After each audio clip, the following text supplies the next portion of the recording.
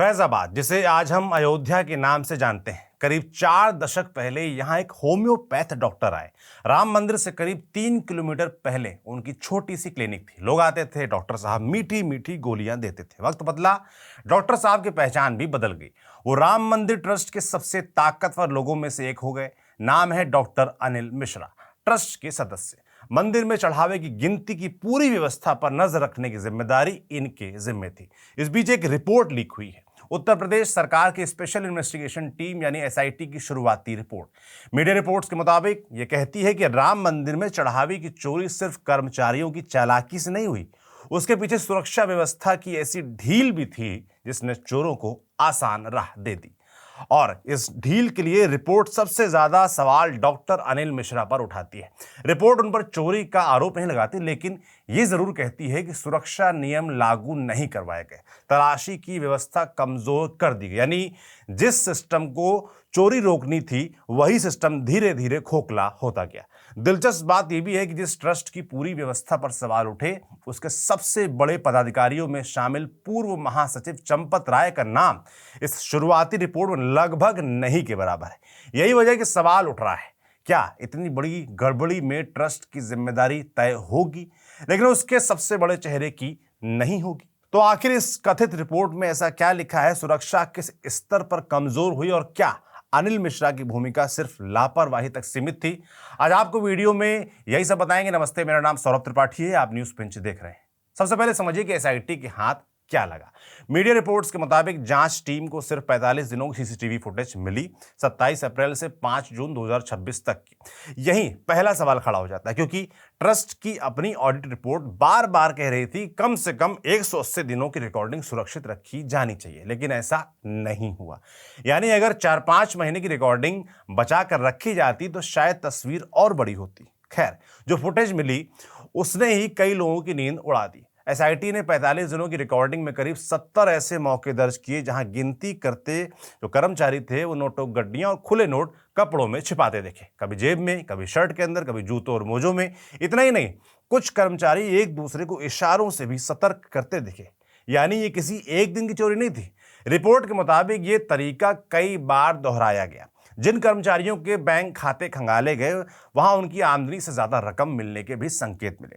अब सबसे बड़ा सवाल, इतनी बड़ी चोरी आखिर हुई कैसे? क्या वहां कोई सुरक्षा नहीं थी? सुरक्षा थी, गार्ड भी थे, सीसीटीवी भी था, नियम भी बने हुए थे। फिर दिक्कत कहां थी? दिक्कत थी नियमों के लागू न होने में। कागज पर सब कुछ मौजूद था, लेकिन जमीन पर तस्वीर बिल्कुल अलग थी। गिनती करने वालों की अंदर जाते समय तलाशी नहीं होती थी, बाहर निकलते समय भी तलाशी नहीं होती थी, मोबाइल फोन अंदर ले जाने पर रोक नहीं थी, निजी सामान भी साथ ले जाया जा रहा था, जबकि नियम इसके उलट थे। यही नहीं, कर्मचारियों के लिए बिना जेब वाली यूनिफॉर्म तय की गई थी ताकि कोई नोट छिपा ना सके। लेकिन रिपोर्ट कहती है कि ये यूनिफॉर्म कभी लागू नहीं करवाई गई। यानी चोरी रोकने के लिए कितने जितने जरूरी इंतजाम थे, एक एक करके सब बेअसर हो चुके थे। अब यहीं से कहानी में एंट्री होती डॉक्टर अनिल मिश्रा की। एसआईटी की रिपोर्ट बताती है कि फरवरी 2025 में जो नई एसओपी यानी स्टैंडर्ड ऑपरेटिंग प्रोसीजर बना, उसे तैयार करने में ट्रस्ट की तरफ से अनिल मिश्रा मुख्य प्रतिनिधि थे। इससे पहले सितंबर 2024 में ट्रस्ट और एसबीआई यानी स्टेट बैंक ऑफ इंडिया के बीच यह तय हुआ था कि गिनती वाले कमरे में आने और जाने वाले हर व्यक्ति की गार्ड तलाशी करेगा। लेकिन फरवरी 2025 में जो नई व्यवस्था बनी उसमें इस नियम को बदल दिया गया। अब हर व्यक्ति की अनिवार्य तलाशी की जगह नियमित या फिर रैंडम चेकिंग की बात लिख दी गई। सुनने में बदलाव छोटा लगता है, लेकिन एसआईटी का कहना है कि यहीं से सुरक्षा की पहली ईंट हिली। और हैरानी की बात यह है कि बाद में रैंडम चेकिंग भी नहीं हुई। यानी पहले नियम ढीला किया गया, फिर ढीले नियम का भी पालन नहीं करवाया गया। अब सवाल उठता है कि क्या यह बात डॉक्टर अनिल मिश्रा को पता थी? एसआईटी का जवाब है हाँ। रिपोर्ट के मुताबिक उन्हें आंतरिक माध्यमों से बताया गया था कि तलाशी की व्यवस्था लागू नहीं हो रही है, और इसी वजह से एसआईटी ने लिखा कि डॉक्टर अनिल मिश्रा की भूमिका सिर्फ प्रशासनिक लापरवाही तक सीमित नहीं दिखती। उनकी तरफ से सुरक्षा नियमों का पालन सुनिश्चित नहीं किया गया और उसी का फायदा उठाकर चोरी होती रही। अब बात करते हैं गिनती कक्ष के प्रभारी की। नाम है सुभाष श्रीवास्तव। एसआईटी कहती है कि उनकी नियुक्ति भी डॉक्टर अनिल मिश्रा की सिफारिश पर हुई थी। यानी गिनती की पूरी व्यवस्था की जिम्मेदारी उनके पास थी, लेकिन उनके रहते भी सुरक्षा नियम लागू नहीं हुए, कर्मचारियों की तलाशी नहीं हुई, अनुशासन लागू नहीं हुआ। और एक और हैरान करने वाली बात सामने आई, रामशंकर यादव, जिसे टिन्नू के नाम से भी जाना जाता है, उसके पास दान पेटियों की चाबियां थीं, लेकिन कोई लिखित आदेश नहीं था, कोई आधिकारिक अधिकार नहीं था। एसआईटी कहती है बिना औपचारिक अनुमति किसी व्यक्ति के पास हुंडियों की चाबियां होना अपने आप में सुरक्षा के लिए बड़ा खतरा है। और इस अनौपचारिक व्यवस्था को जारी रहने देने की जिम्मेदारी भी गिनती कक्ष के प्रभारी पर बनती है। यहीं एक और कड़ी जुड़ती है। जांच में सामने आया कि चोरी के आरोपियों में शामिल मनीष कुमार यादव की नियुक्ति भी टिन्नू की सिफारिश पर हुई थी। 15 अप्रैल को उससे काम शुरू हुआ और एसआईटी के मुताबिक 11 मई से ही वो चोरी करते हुए कैमरों में दिखाई देने लगा, यानी नियुक्ति के कुछ ही दिनों बाद। अब आते हैं उस सवाल पर जिसने इस पूरी रिपोर्ट को सबसे ज्यादा चर्चा में ला दिया। अगर एसआईटी ने डॉक्टर अनिल मिश्रा की भूमिका पर इतनी सख्त टिप्पणियां की हैं, अगर रिपोर्ट कहती है कि सुरक्षा व्यवस्था कमजोर हुई, अगर रिपोर्ट कहती है कि शिकायत मिलने के बाद सुधार नहीं हुआ, अगर रिपोर्ट कहती है कि उनकी लापरवाही ने चोरी के लिए हालात बनाए, तो फिर क्या उनके खिलाफ एफआईआर दर्ज कराने की सिफारिश भी की गई? जवाब है बिल्कुल नहीं। यही इस रिपोर्ट का सबसे बड़ा विरोधाभास माना जा रहा है। रिपोर्ट में एक तरफ लिखा गया कि डॉक्टर अनिल मिश्रा की जिम्मेदारी वरिष्ठ पर्यवेक्षक स्तर पर बनती है, सुरक्षा उपायों को लागू कराने की जिम्मेदारी उन्हीं के स्तर पर थी, लेकिन जब कार्रवाई की बात आई तो तस्वीर बदल गई। एसआईटी ने एफआईआर की सिफारिश सिर्फ 8 लोगों के खिलाफ की थी। इसमें गिनती करने वाले कर्मचारी, गिनती कक्ष के प्रभारी और कुछ दूसरे लोग शामिल हैं। नाम है अविनाश शुक्ला, मनीष कुमार यादव, अनुकल्प मिश्रा, लवकुश मिश्रा, करुणेश पांडे, रामशंकर मिश्रा, गणना प्रभारी सुभाष श्रीवास्तव और रामशंकर यादव उर्फ टिन्नू। यानी जिन लोगों पर सीधे चोरी, गबन या व्यवस्था भूमिका का आरोप है, उनके खिलाफ कार्रवाई की सिफारिश हुई, लेकिन डॉक्टर अनिल मिश्रा का नाम इस सूची में नहीं है। यही सवाल उठने लगे हैं कि अगर जिम्मेदारी तय हुई तो कार्रवाई क्यों नहीं, और अगर कार्रवाई नहीं हुई तो जिम्मेदारी तय करने का मतलब क्या बनता है? अब आते हैं इस रिपोर्ट के दूसरे सबसे चर्चित नाम पर, चंपत राय।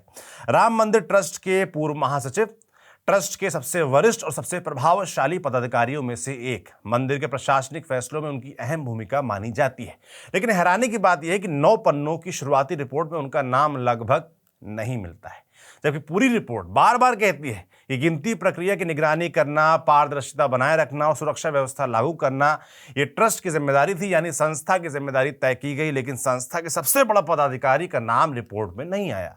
ऐसे में सवाल उठना लाजमी है कि जब ट्रस्ट की जिम्मेदारी तय की गई है तो फिर उसके सबसे वरिष्ठ पदाधिकारी का नाम रिपोर्ट से बाहर क्यों है, गायब क्यों है?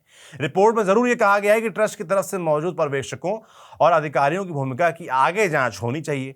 यह भी कहा गया है कि यह देखा जाना चाहिए कि उन्होंने अपने कर्तव्यों का पालन किया या नहीं, कहीं उनकी तरफ से घोर लापरवाही हुई या सुरक्षा नियम लागू करने में विफलता रही। लेकिन इन सामान्य टिप्पणियों के बावजूद चंपत राय के खिलाफ कोई सीधी टिप्पणी नहीं की गई। यही वजह है कि फिलहाल इसे उनके लिए एक तरह की क्लीन चिट माना जा रहा है। हालांकि ये शुरुआती रिपोर्ट है और एसआईटी की अंतिम रिपोर्ट अभी आना बाकी है। एसआईटी ने सिर्फ ट्रस्ट पर ही सवाल नहीं उठाए, उसने भारतीय स्टेट बैंक की भूमिका पर भी गंभीर टिप्पणियां की हैं। अक्सर लोगों को लगता है कि बैंक का काम सिर्फ पैसे जमा करना था, लेकिन एसआईटी की रिपोर्ट कुछ और कहती है। ट्रस्ट और बैंक के बीच हुए समझौते के मुताबिक बैंक की जिम्मेदारी सिर्फ गिने हुए पैसे लेना नहीं था, बल्कि गिनती प्रक्रिया की निगरानी करना, मशीनों की व्यवस्था करना, सुरक्षा नियमों का पालन सुनिश्चित करना और कर्मचारियों की निगरानी करना भी उसकी जिम्मेदारी थी। लेकिन जांच में पाया गया कि बैंक ने भी कई जिम्मेदारियां पूरी तरीके से नहीं निभाई, यानी जहां ट्रस्ट की तरफ से लापरवाही दिखी, वहीं बैंक भी अपने दायित्वों से पीछे हटता नजर आया। कुल मिलाकर एसआईटी की शुरुआती रिपोर्ट, जो कथित रिपोर्ट लीक हुई है, वो ये कहती है कि राम मंदिर के चढ़ावे की चोरी किसी एक दिन की घटना नहीं है, ये लंबे समय से चल रही व्यवस्था की कमजोरियों का नतीजा थी। कैमरों में 70 घटनाएं दिखी हैं, सुरक्षा नियम ढीले पड़े नजर आए, ऑडिट की चेतावनियां नजरअंदाज होती रहीं। अब इस मामले में आगे क्या होने वाला है, सूत्रों के हवाले से खबरें हैं कि एसआईटी की रिपोर्ट और पुलिस की जांच के आधार पर डॉक्टर अनिल मिश्रा की भूमिका को लेकर आगे कानूनी कार्रवाई पर विचार किया जा रहा है। कुछ बैंक अधिकारियों की भूमिका भी जांच के दायरे में है। अब सबकी नजर एसआईटी की अंतिम रिपोर्ट पर है, जो कि 22 जुलाई को जमा होनी है, क्योंकि वही तय करेगी कि यह मामला सिर्फ कर्मचारियों की चोरी तक सीमित रहेगा या फिर जिम्मेदार जो बड़े पदों पर थे उनकी भी जिम्मेदारी तय होगी। हमारी भी नजर रहेगी। बाकी आपको क्या लगता है, जो रिपोर्ट लीक हुई है इसमें जो चीजें निकल के आई हैं, चंपत राय का नाम नहीं है, इस पूरे मसले के बारे में आप लोग क्या सोचते हैं, कमेंट बॉक्स में लिखकर यह भी बताइएगा। हम नजर बनाए रखेंगे इस पूरी खबर पर, आगे के अपडेट्स जो होंगे आप तक पहुंचाएंगे। इसे लिखा था हमारे साथी खुशबू ने। मेरा नाम सौरभ त्रिपाठी है, कैमरे के पीछे सुधांशु हैं। देखते रहिए न्यूज़ पेंच। शुक्रिया।